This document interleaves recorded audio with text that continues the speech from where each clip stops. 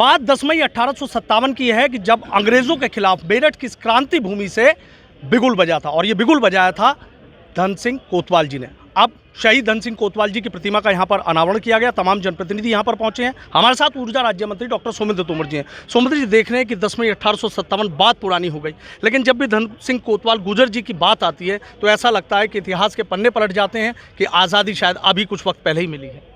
मैं ABP news का धन्यवाद करना चाहूँगा। मैं देश के यशस्वी प्रधानमंत्री माननीय मोदी जी, जिन्होंने अमृत काल के दौरान इस तरह से भूले बिसरे व्यक्तित्व, जिन लोगों ने देश के लिए शहादत दी, उन्हें भुला दिया गया था, इस अमृत काल के समय उन सभी लोगों को नमन करने के लिए कार्यक्रम किए गए।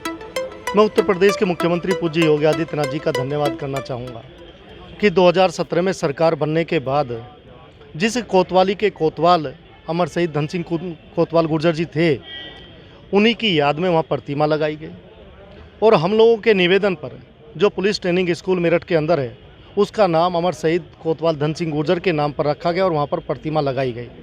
लेकिन शहीद स्मारक एक महत्वपूर्ण जगह है जो उन शहीदों को नमन करने के लिए यहाँ पर, क्योंकि आप देखते हैं कि यहाँ शहीद स्तंभ भी बना हुआ है, लेकिन दुर्भाग्य था कि उस नायक का नाम यहाँ पर नहीं था।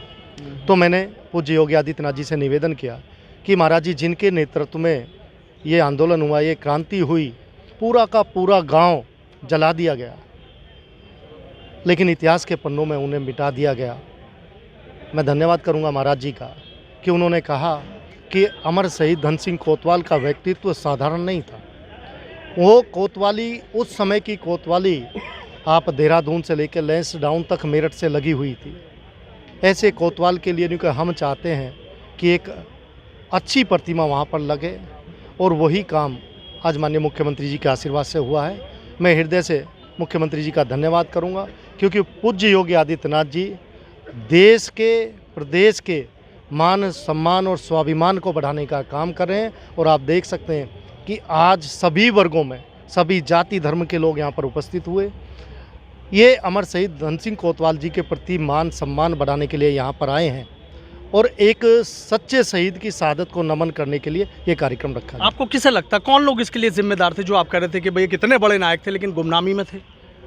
देखिए, आप देख सकते हैं कि कुछ लोगों को खुश करने के लिए पुरानी सरकारों ने जो काम किए, लेकिन भारतीय जनता पार्टी की सरकार संस्कृति और अपने शहीदों को नमन करने के लिए समय समय पर इस तरह के कार्यक्रम लगातार कर रही है। और आप देख सकते हैं कि आज इस संस्कृति का भी सम्मान बढ़ा है, देश का भी सम्मान बढ़ा है।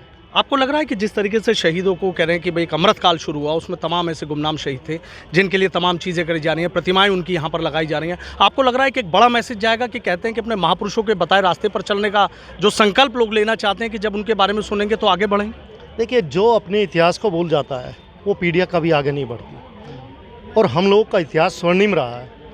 लेकिन दुख की बात है कि कुछ सरकारें, जो पुरानी सरकारों के द्वारा ऐसे लोगों का महिमा मंडन किया गया जिन्होंने देश को तोड़ने का काम, धर्म को नुकसान पहुंचाने का काम किया। लेकिन ये भारतीय जनता पार्टी की सरकार, मोदी जी और योगी जी के नेतृत्व में, और हमारे संगठन के अध्यक्ष आदरणीय भूपेंद्र चौधरी जी के नेतृत्व में, मैं कह सकता हूं कि पूरे प्रदेश के अंदर इस तरह के व्यक्तित्व जिन्हें भुला दिया गया था, उन अमृत काल के दौरान उन सभी को शहादत को नमन करने के लिए कार्यक्रम किए जा रहे हैं। आखिरी सवाल मेरा ये है कि क्रांति की भूमि पर क्रांतिवीर को नमन कर दिया गया, प्रतिमा का अनावरण कर दिया गया, लोकसभा चुनाव नज़दीक है, अब ये यहाँ से उठी क्रांति की ज्वाला कहाँ तक जा रही है, कितनी जा रही है?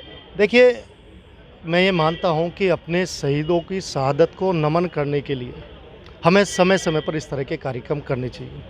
और मैं इतना विशेष रूप से कह सकता हूं, देखिए, हम जिस दल के कार्यकर्ता हैं, ये वो दल है जो चुनाव को देखकर नहीं, ये लोगों की भावनाओं को देखकर काम करते हैं।